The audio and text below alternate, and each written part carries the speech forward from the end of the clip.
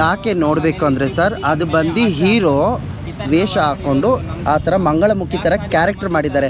But ನಾವು ಆ ಥರ ಮಾಡಿಲ್ಲ, ನಾವು ರಿಯಲ್ ಮಂಗಳಮುಖಿರು, ಫೇಕ್ ಅಲ್ಲ. ಫಸ್ಟ್ ಆಫ್ ಆಲು ಅರ್ಥ ಆಯ್ತಾ.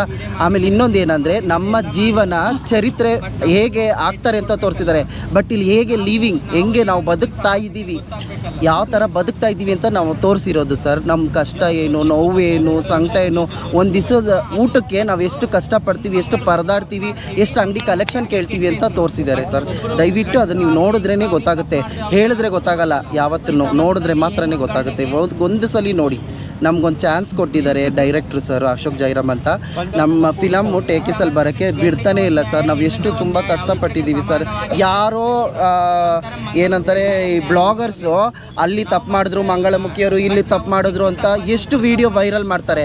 ನಾವು ಎಷ್ಟು ಒಳ್ಳೆ ಮೂವಿ ಮಾಡಿದ್ದೀವಿ ಸರ್, ಹಗಲು ರಾತ್ರಿ ಎಷ್ಟು ಕಷ್ಟಪಟ್ಟಿದ್ದೀವಿ, ಎಷ್ಟು ನೋವು ಮಾಡಿ ನಮಗೆ ಗೊತ್ತು.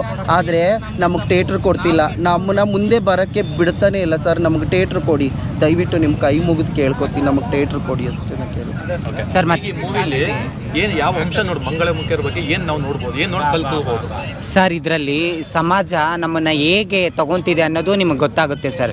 ಮತ್ತು ನಮ್ಮ ಕಷ್ಟಗಳೇನು, ನಮ್ಮ ನೋವುಗಳೇನು, ಒಂದೊಂದು ರೂಪಾಯಿಗೂ ಬೆಲೆ ಗೌರವ ಏನಿದೆ ಅನ್ನೋದು ಚೆನ್ನಾಗಿ ತೋರಿಸಿದ್ದಾರೆ. ಮತ್ತು ನೋಡಿ ಸರ್, ಈಗ ಎಷ್ಟೋ ಮನೇಲಿ ನಾವು ಹಿಂಗೆ ಆದ ತಕ್ಷಣ ಮನೆಯಿಂದ ಹೊರಗಡೆ ಹಾಕ್ಬಿಡ್ತಾರೆ. ನಾವು ಎಲ್ಲಿ ಬದುಕಬೇಕು, ಹೆಂಗೆ ಬದುಕಬೇಕು, ಈ ಸಮಾಜ ನಮ್ಮನ್ನು ಯಾವ ರೀತಿ ಎಲ್ಲಿ ತಳ್ಳುತ್ತೆ, ನಾವು ಹೆಂಗೆಲ್ಲ ಕಷ್ಟಪಡ್ತೀವಿ ಅನ್ನೋದನ್ನ ತೋರಿಸಿದ್ದಾರೆ ಇದರಲ್ಲಿ. ಮತ್ತು ಇನ್ನೊಂದು ಏನು ಗೊತ್ತಾ ಸರ್, ನಾವು ಯಾರೂ ಆ್ಯಕ್ಟರ್ ಅಲ್ಲ, ನಾವು ಯಾರೂ ಸೆಲೆಬ್ರಿಟಿಗಳಲ್ಲ, ನಾವು ಯಾರೂ ಕಲಾವಿದರಲ್ಲ. 350ರಿಂದ 400 ಜನ ಇದರಲ್ಲಿ ಆ್ಯಕ್ಟ್ ಮಾಡಿದ್ದಾರೆ ಸರ್. ಇವರೆಲ್ಲರೂ ಪ್ರತಿಯೊಬ್ಬರು ಕೂಡ ಮಾಡಿದ್ದಾರೆ, ಯಾರಿಗೂ ಆ್ಯಕ್ಟ್ ಗೊತ್ತಿಲ್ಲ. ಎಲ್ಲರಿಗೂ 6 ತಿಂಗಳು 1 ವರ್ಷ ಟ್ರೈನ್ ಅಪ್ ಮಾಡಿ ಎಲ್ಲರಿಗೂ ಆ್ಯಕ್ಟ್ ಮಾಡಿಸಿದ್ದಾರೆ ಸರ್. ಇದರಲ್ಲಿ ಇರೋರೆಲ್ಲ ನಿಜವಾದ ಮಂಗಳಮುಖಿಯರು.